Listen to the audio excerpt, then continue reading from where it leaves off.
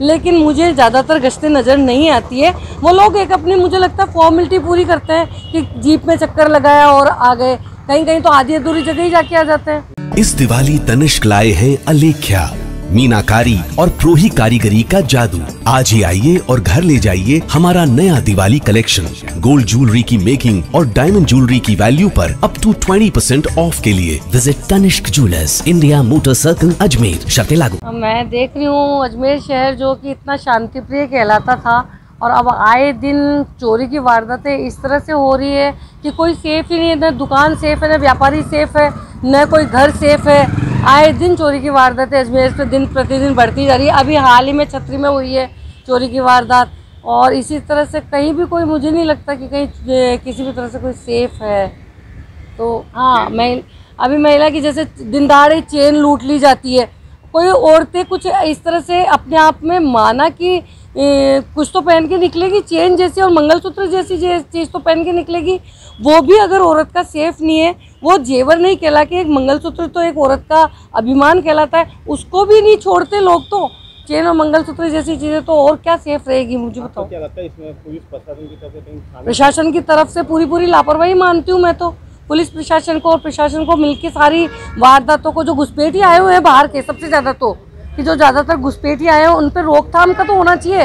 एक अपना परिचय देख के अजमेर में लोगों को निवास देना चाहिए कि ये रहने लायक है या नहीं है। यहाँ पे बाहर से इतने लोग आए हुए हैं, जो चोरियों का तो ज़्यादातर हाथ ही उन्हीं में रहता है, घुसपैठियों का ही, तो इनको रोकना चाहिए। और अजमेर की गश्त दिखती थी रात को अजमेर में, वो गश्त देखने को मिलती क्या? गश्तें भी मुझे तो ज़्यादा नहीं दिखती है, कम है, बहुत कम। मैं तो बहुत बार निकलती हूँ नाइट में, जैसे कोई काम होता है तो निकलते भी हैं एक परिवार के साथ में, लेकिन मुझे ज़्यादातर गश्तें नज़र नहीं आती है। वो लोग एक अपनी, मुझे लगता है, फॉर्मेलिटी पूरी करते हैं कि जीप में चक्कर लगाया और आ गए, कहीं कहीं तो आधी अधूरी जगह ही जाके आ जाते हैं।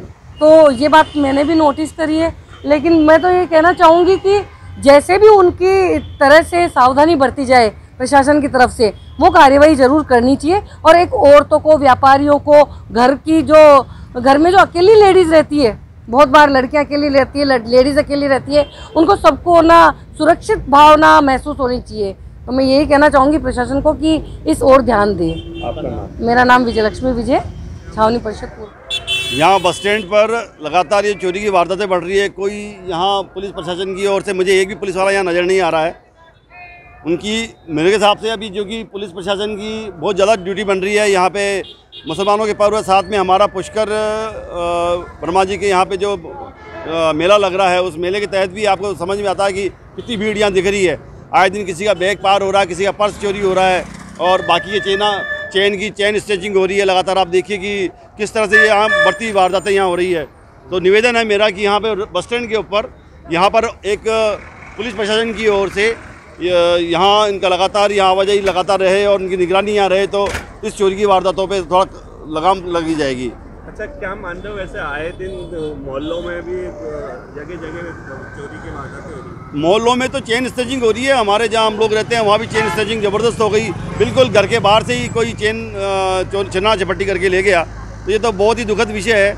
मेरा तो यही मानना है कि लगातार इनकी अगर पेट्रोलिंग होती रहे तो बहुत ज़रूरी है। और मैं चाहूँगा कि इस जो शादी ब्याह के माहौल में लगातार पुलिस वालों की यहाँ पे लगातार रहे और लगातार देखते भी रहें। पहले जो पेट्रोलिंग होती थी तो उससे थोड़ा खौफ था चोरों में, अब वो पेट्रोलिंग काफ़ी बंद हो गई है। भाई साहब, ये बिल्कुल आप सही कह रहे हैं। निश्चित रूप से पुलिस प्रशासन को इसकी ओर ध्यान देने की ज़रूरत है। निश्चित रूप से अब आप लोग ये देखें कि बिना निगरानी के तो यहाँ पर हर कोई मौका ताड़ा नहीं और बैग पार कर गया। और चूँकि शादी ब्याह का माहौल है और ये मेले का माहौल चल रहा है, पुष्कर राज्य का सबसे बड़ा प्रसिद्ध मेला है, तो यहाँ निश्चित रूप से चेन स्नेचिंग भी हो सकती है, चोरी डकैती भी हो सकती है। आप सभी से निवेदन है कि एक बार हमारे यहाँ पेट्रोलिंग की व्यवस्था कराएं। पुलिस प्रशासन से भी सहयोग की अपेक्षा है। बहुत बहुत धन्यवाद। मेरा नाम नीरज पारिक है।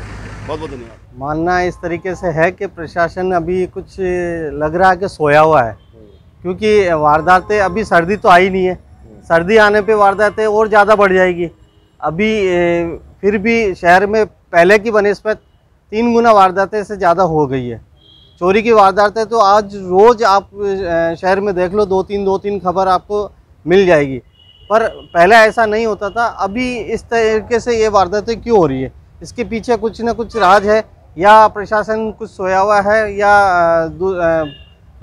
पुलिस कुछ चुस्त नहीं रह पा रही है और इन लोगों के खिलाफ कार्रवाई नहीं हो पा रही है, इसलिए ये वारदातें ज़्यादा बढ़ रही है। अच्छा, पहले गश्त होती थी, वो गश्त दिखाई देती क्या आजकल? नहीं, अभी तो ऐसी गश्त रात को तो बहुत कम दिखाई देती है।